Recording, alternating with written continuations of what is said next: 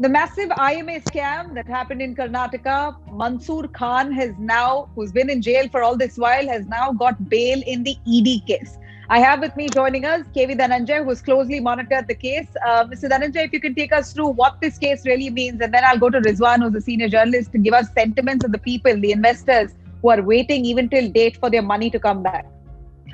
Well, I think this is one of the biggest scams that we have seen in the past few decades. And what we do know is more than 40,000 families had lodged complaints against IMA and also against Mr. Mansoor Khan personally on the ground that they were duped of their life savings. And in most cases, these people were so destitute they had borrowed by pledging their houses or selling off their other properties, and they're invested in this man's company.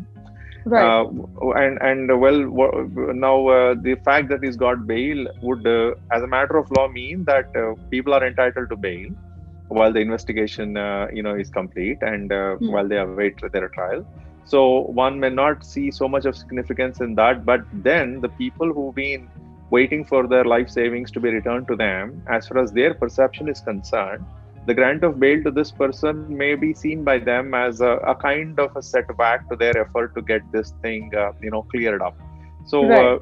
so what we have is, on the one hand, the perception of the law, which is the law would tolerate bail being granted to a person after investigation is complete, because in this case, justification might not have been available for the ED to insist that he continue to be in detention after they finish Right. their investigation against him.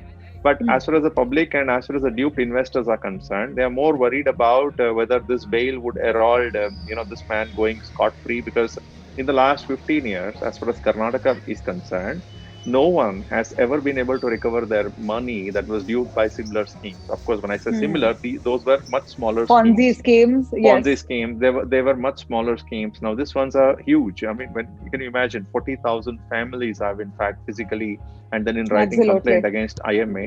So for Right. that reason, this is one of the biggest scams. Right. But Mr. Dhananjay, let me just quickly ask Rizam. Rizam, you know about this ED case that was slapped on Mansoor Khan. Give us a small glimpse of what it is, and you're in touch with those investors. Are their hopes still alive? Yeah. See, first of all, this case, ED case, which money laundering case, we got a bail yesterday, Mansoor. It is Hmm. mainly because when he had escaped to Dubai, they brought him back for the money laundering case. And yesterday, he's got a bail on for this money laundering with Hmm. a Hmm. surety of 5 lakh, and his passport also has been impounded. And Hmm. now, after, as soon as this news broke out, hundreds of people started calling me. Even some journalists called to ask that Mansoor has come out on bail. When I further asked the authorities, they said no, he has come out only on ED bail. His bail on the CBI charge sheet, which was first registered in Commercial Street Police Station, and now been transferred to CBI because CBI has taken over this case. So he's Hmm. still not got the bail. But now Hmm. the sentiments of people is that whether he's in jail or whether he gets a bail, they are not like they're They very want their money back. their money back. The And are hardest. their hopes alive? Are they still hoping that they will get Yeah, it? see, yeah, so they've confiscated property worth 500 crore rupees, and the Hmm. competent authority is waiting to give a green signal so that people can apply online. Because of the Right. COVID, the court cases were going, people are not allowed to go inside the court, and the Right. cases were postponed. So once the court gives an order passing saying that counter authority can go ahead, they'll give an advertisement in the paper asking all the investors to apply online with all their Aadhaar card and the PAN account Hmm. number, everything. So Hmm. then they'll calculate. I don't know what type of calculation they're going to do. Whether somebody may get 25%, somebody may get 50%, or somebody Yeah, already taken but they're basically closely watching the developments. Investors are the waiting to development. see Because the what matter next. is, because the matter is before the court. The investors are hoping that they get justice very soon. Right. Mr. Dhananjay, here we understand that investors' hopes are alive, but I don't see much coordination happening with the investigative agencies and those investors. So who's the person to bridge the link here? Who's to communicate with them on what next? well, the investigating agency should have recognized and that when you have tens of thousands of people that are waiting to see their life savings come back to them, communication matters a great deal. At this point of time, I think the investors are still in the dark and they're only hoping against hope that things will sort out in the coming month or maybe in the coming year.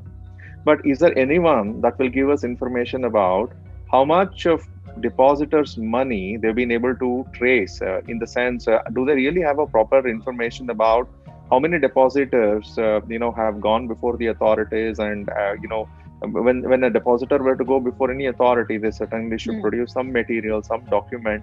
Now, is there anyone who will tell us on prospectively how many depositors' complaints appear to be prima facie acceptable? I don't think there is information about that coming from any of these investigating authorities. And that will naturally keep the people on edge, because you never know.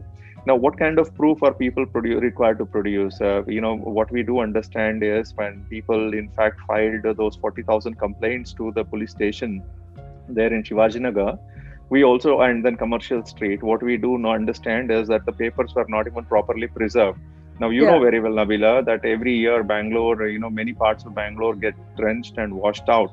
Now, there is so much of uncertainty about it, and then people have been skeptical from the beginning, and that I think that continues to be very healthy, because the past is the record of the police in the past is so bad. It makes sense for people to be skeptical. But then the problem is, two poor people can't be skeptical. You see, they need hope to survive. So it's heart wrenching that we are seeing things like this. But then, the government could have taken this as a test case and then done something that has not done in the last 15 years. But we still find that this is taking the same path as all those various cases in the last 15 years have taken, which is quietly go under the radar. And that's really the worry. But justice is possible only when they start speaking out. We need to see numbers. We need the CBI to tell us how many people's complaints they have in fact recorded. Because if that's not available, as Mr. Rizwan was saying, the further process of inviting people to apply online, that's only going to be a follow up to what they have done in the initial days, right? Absolutely. So what they did in the initial days, if that is unaccounted for, then we can't be too hopeful that the next step is going to be very productive. So this is really the unfortunate part is the blame is entirely on the investors. At least most of the blame is on the investors, that they willingly invested even though it was not the formal banking system. I'm sorry, I don't agree. I don't agree at all, because you see, poverty makes people lose discrimination. Poverty makes people lose that heightened sensitivity or distrust. So I don't think I would blame the investors at all. It's not their fault. Poverty is not their fault. I'm so ultimately he passed several testing agencies, several monitoring agencies, and still continued with business. What happened? So clearly it is a collective fault. So whatever he passed, he has gone through bribes. He has bribed the authorities. He has bribed the DC. He has bribed the police. He has bribed everybody. He has used the media. He used the politicians. He used the religious leaders. And the investors, they thought this company is okay. They won't be duped. Ultimately, his intention was to dupe, and he has fled with all the money. Now the question is, where is this? They have recovered only 500 crores. That's 490 or something. Where is the rest of the money? Where he has pumped in? Like rightly Mr. Dhanjana said, it's not only Karnataka, it's all India matter. And even some people such kind of Ponzi schemes happen all across the country, and this is one of that kind of magnitude. I think this is very big. The CBI got involved. This is very big. Very, very big thing. Even people from Dubai have invested there. Even people have invested. And where is the money gone? When he escaped to Dubai, how he escaped? Where did the money go? That's all has to be looked by the CBI. What is the fate of all those officers, Rizwan? If you can mention their names and tell us what are they out on bail? Mr. Vijay Shankar, who is one of the main accused, he has committed suicide. And Mr. L.C. Nagaraj, who was the AC North Complaint Authority, and Mr. Manjunath, the village accountant, they were arrested there on bail. Then the government has given prosecution to the CBI to prosecute the IPS officers, Mr. Hemant Navlikar, Ajay Ilori, Mr. Ramesh, and Mr. Sridhar. And they're all suspended. So it's I think it's a matter of few days. Mr. Dhananjay, these are top cops who've been suspended, and the CBI is investigating their role as well. One officer committed suicide post the charges and post his arrest, and he got out. Clearly, this is really, the CBI has really taken this seriously, but at the end of it, it all comes down to whether those investors will get their money back. Corruption and allegations, their involvement, of course, is now being probed, and they will be possibly named in the case, convicted maybe soon enough. But any hope, again, I'll ask you, because this is exactly what I hear from the investors, you just give our money back, that's all we want. Any hope? And if you can take us through guidelines on how they can access what they've invested? Well, I would love to offer some hope, and I did want to offer some hope right from the very beginning, considering how destitute so many different investors were. But I've Yeah. desisted from doing it. I've been one standout. I've been skeptical about this from day one that investors Yeah. will really get back their money. And I think all said and considered, I believe it's morally responsible for me to continue that skepticism and at this point of time still tell our investors that please don't be hopeful, and it's all right if you are not hopeful, and then and then everything conspires together and to get you back your money, because your money is not going to be so much a function of your hope. Your money Right. coming back is a function of how efficiently these officers and different agencies and courts work. Yeah, I think even the RBI is giving advertisements even during the IPL that don't invest your money in Invest Ponzi in. companies. Even in Hmm. Government and Kodapati, you can see the anchor saying don't invest your hard-earned money in the wrong schemes. Hmm.